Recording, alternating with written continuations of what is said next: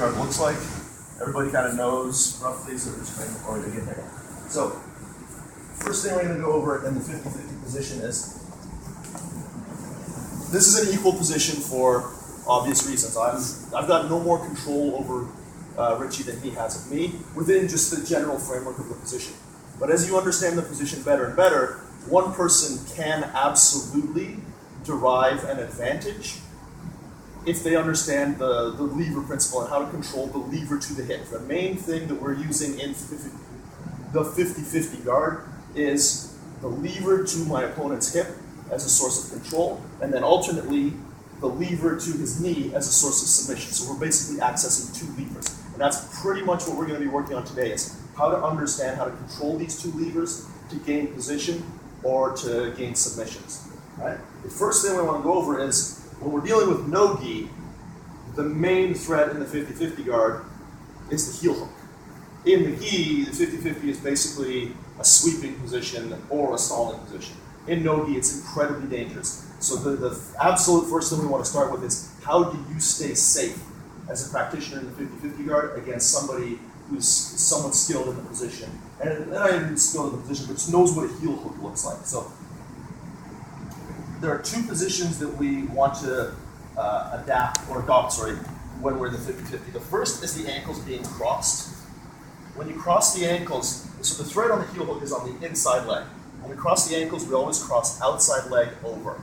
Right? If he goes inside leg over, well, that did nothing to defend the heel hook. You must cross outside leg over, and then the second position is, straighten that leg out, is the triangle. Those are the two defensive positions in the 50-50 guard. And what we're going to do is a simple drill to allow you to alternate between the two of them and basically defend the heel hook. So we'll start with the ankles being crossed. The top person is going to drive their elbow in like this and break that. You're immediately going to recross or switch to the body or the triangle for a second. Once he does that, I'm going to go both arms under, pull this across. He's going to switch back to crossing the ankles.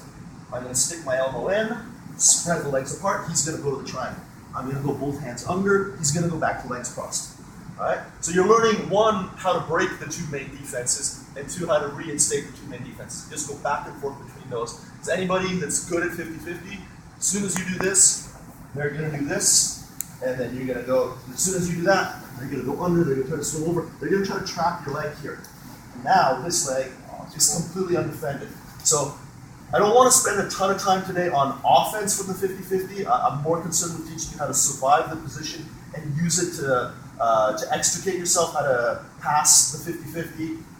But if you do want to attack from here, knowing how to do the elbow split, and then when he goes to the triangle, sort of dive under.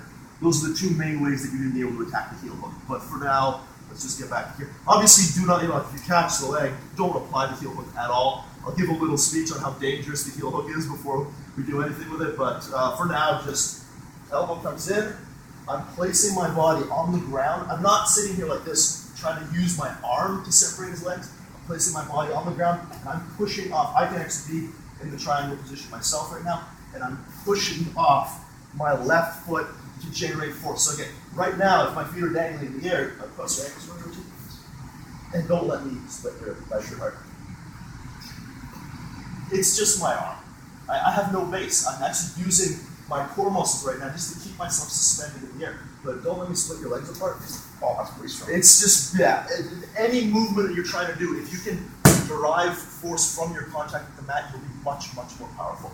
So we're like this, the foot is on the mat, we're jamming our elbow in, and we're extending our back and snapping our elbow back. And the same thing, we swim underneath, cross. Triangle, cross the ankles, triangle, cross the ankles. Any questions on that movement? I just see that with somebody else. If I can Yeah, sure.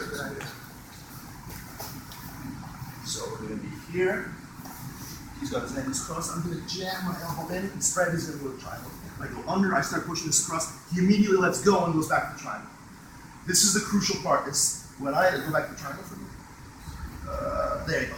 It's when I start to move this leg, if you just resist me, we'll have a battle, but when I win the battle, I will have both of your legs. at my disposal. So you really need to recognize at this stage that you're beat and you exactly bail, go back to the ankles beating cross. I'll sit back up, jam my elbow in, he'll go to that, I'm just gonna go back and forth. All right? That's pretty cool. Let's keep it chatting.